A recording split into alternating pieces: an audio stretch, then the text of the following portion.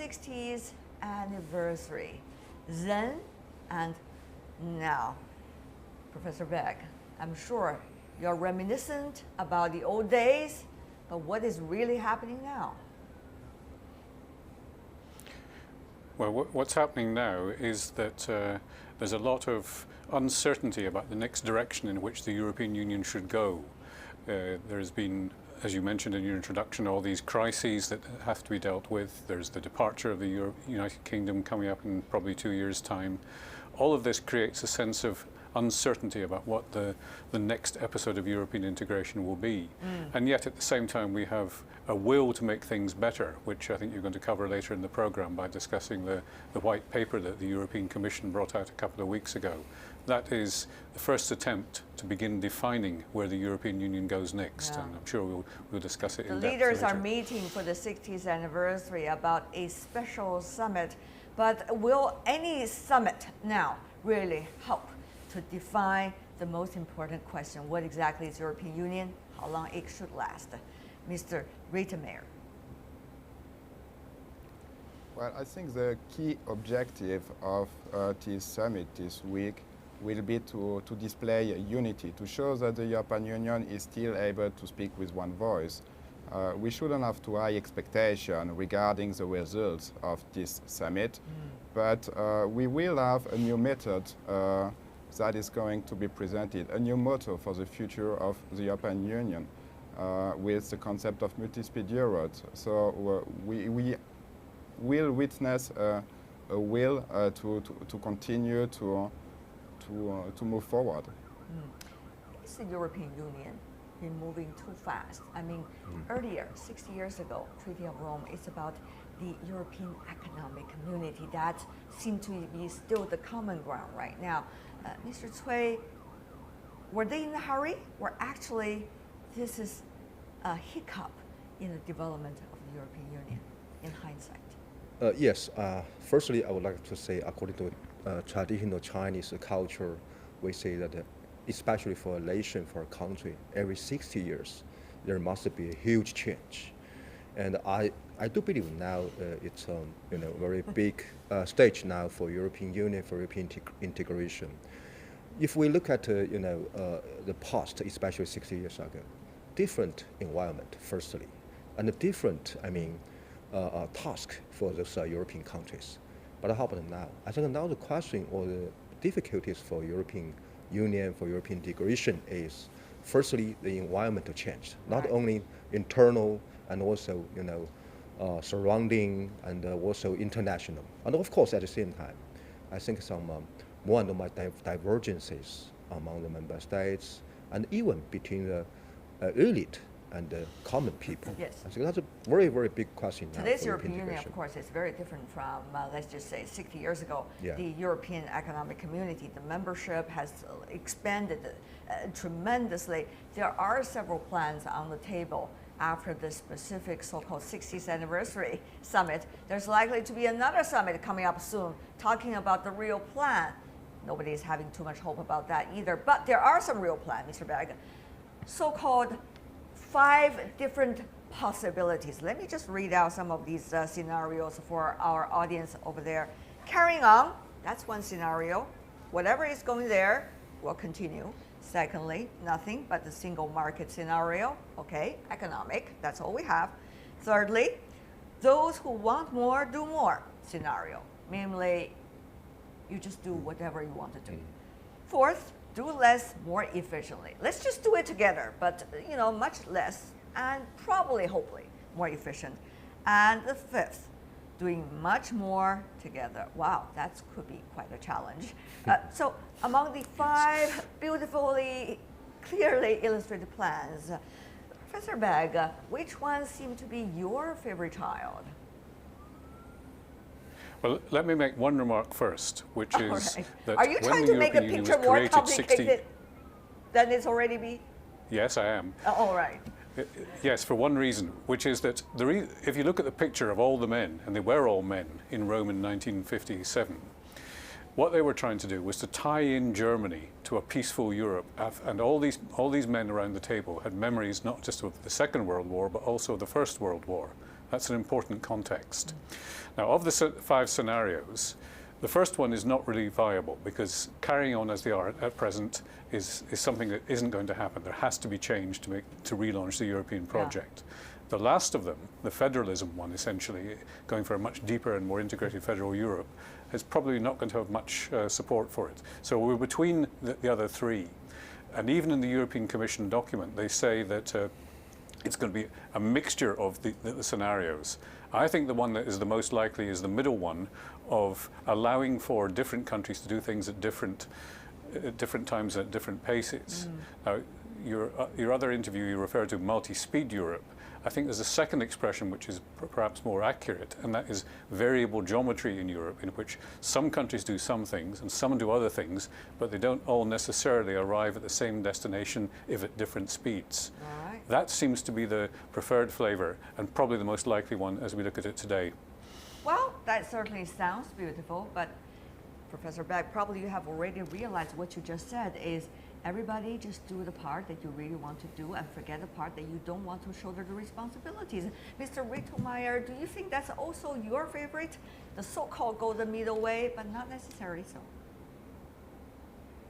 Well, first of all, I think it's important to understand that we are still at the beginning of a process that started in Bratislava in September, that continued in Malta, and then now with this proposal from the Commission, we are really starting a process that will only become more concrete after the summer, after the French and German elections.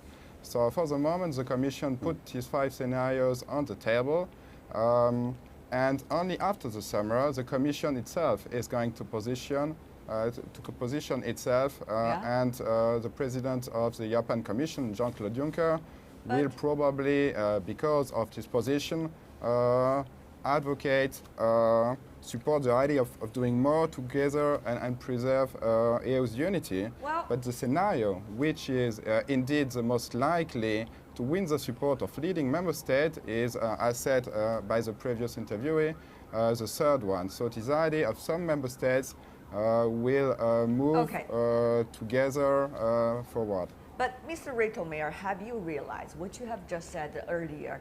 It's really a statement about the collapse of consensus among all EU members. After all, it's about everybody do the things you want to do. So what is the point of having a EU still? You're totally saying this is collapsing now, Mr. Rittelmeyer. No. One fact is that the European Union is into crisis, but it's not a collapse. You have to understand that differentiated integration has always been a mean to put pressure on member states. So it's a way to put pressure on them first, either to force them to join, but as well to force them to express their opinion and their will to move forward in some areas or not. And that's the idea behind differentiated integration. Okay. But Professor Begg, I mean, how much different opinions you could endure earlier? We saw the lower of the flag of the United Kingdom among all the flags over there of the European Union. It is likely to happen very soon. So what would this shock, when it comes, eventually mean for the European Union, particularly so-called final plan about the EU? Where is it going, Professor Begg? Well, I think it's worth stressing that 2 of the most significant forms of European integration, the euro and the internal free movement area known as Schengen, will remain the cornerstones of European integration. Now, the UK was not willing to participate in either of those. Of the things that are coming down the line, banking union is something which I would expect to emerge as another significant pillar of European integration. Where there are much bigger differences are on areas like how to deal with refugees, what social model to put in place, whether employment rights can be the same in all EU member states. And what you will begin to see, I think, is a combination of the countries of the EU focusing on the things that do make most sense to do together, but still allowing some difference for countries which find it a step too far. It isn't going to undermine the European Union. It will not collapse. But what it will do is evolve into something that is more suited to the different constellations of countries. Just to give one example of things that people neglect, there are several European Union countries which are not in NATO, the defence organisation. At the same time, there are several members of NATO which are not in the European Union. They coexist. Mr. Cui, I sometimes are amazed by the innovation spirit that members of the European Union have in terms of reaching some kinds of consensus at different times and also be enthusiastic about it for the future. I want to have your opinion about the plans that the two gentlemen illustrated. This is the beginning of the maturity of the European Union, or this is the beginning of the real collapse or paralysis of the European Union? Yes, I think that even now from a European Union side, it looks like there is a plan or scenarios for future, but I don't think it's just it's a solution for the problem or crisis. Because if we look at this, all of the 5 scenarios, yes, I agree with our guest from Britain that the first one and the last one, certainly it will not be in the practice. So I think now the scenario for European Union, European integration should be pragmatic. So maybe now more and more people are talking about a multi-speed European Union. But now the question is, or the problem is, once there are some more and more coalition of willingness from member states, with the linkage between all of the coalitions. Yes, we still have the name of the European Union, but how about the soul of the European Union? That is a legitimate question, isn't it, Professor Begg? How would you respond to that? Well, I think the core of the European Union will still remain economic. There is a major investment in what we call the single market. And although the Brits have said they don't want to be in it, the single market is going to define the European Union for the foreseeable future because it's a foundation of prosperity. Yeah. Many of the countries which have joined also saw a geopolitical element to it. For example, if you were Estonian, you'd much rather be in the embrace of the European Union than of the Russian bear. And the same applies to countries of the Southern Europe, which went from dictatorships, quite bad dictatorships, towards the democracy of the European Union. So there's a huge sense of values still underpinning what Europe does, and we should not lose sight of that. And just one footnote on the scenarios. I've done an analysis which suggests that of the 3 which remain, not the extreme 0 one or the extreme integration one, 2.5 would have been very congenial to the UK, and if they'd been on the table a year ago, things might have been very different. Mr. Rittelmeyer, I want to continue about this discussion, but our time is running out. So I want to also ask you another question related to the overall discussion. That is, you said earlier, the European Union has come out with its own plan, with the consensus among the membership. Isn't that a test of the political capability of the European Union and also the President of the European Union as well to come up with a plan as efficiently, as quickly as possible? What if he can't? What if the European Union as a whole can't? Indeed, at the moment where the European Union is about to celebrate its 60th anniversary, it's somehow paradoxical that it has to fight to preserve its cohesion and unity, but this has to be a response to the lack of trust between member states and between member states and citizens. It has to depend its action in some areas. I think that is a very resourceful answer, isn't it? There are a lot of complicated relations going up over there, not just the future of European Union, Mr. Cui, but also the governments, individual governments' relationship with their citizens, and the citizens of different countries vis-a-vis the relations with the European Union. Having said that, though, at this point, the United States does not have extra energy to still work with the European Union members on their own issues. What would that mean for Europe? Leaving them alone to struggle among themselves? Yeah, they have to. I think that firstly, of course, still I think that some European leaders, they want to also still to have some more influence on President Trump. Maybe hopefully he will go back to a normal track after some time. But at the same time, I think that European Union, European countries, European people, they have to do something by themselves. Just like what happened recently. Now the strategic autonomy between a very, very hot issue in European Union, in European countries. I think it's the first time after the Second World War, the European people, European country, they realized that they have to hold their own fate in their own hand. But you know, it's interesting, Professor Begg, even though you're nodding your head, we've noticed the Chancellor of Germany, Angela Merkel, visited Washington recently. We see some very interesting footages of the two leaders sitting in the White House. Very different chemistry, shall I put it in that word, but didn't get much back coming from there. So what does that mean, particularly when Germany now is in a way shouldering the responsibility of being a leader among the European Union countries? I think one of the secrets of the European Union is that although we always look at the big countries like Germany and ask them to exercise leadership, the European Union gives favour to the smaller countries that compose it. Countries like Belgium, which have been very prominent in putting forward leading advocates of what the European Union does. And what the Trump phenomenon is, in a way, pushing the European Union to do, as your previous speaker just said, is to take its own responsibilities. It's a big, rich, prosperous part of the world which has the capacity to do more than it does.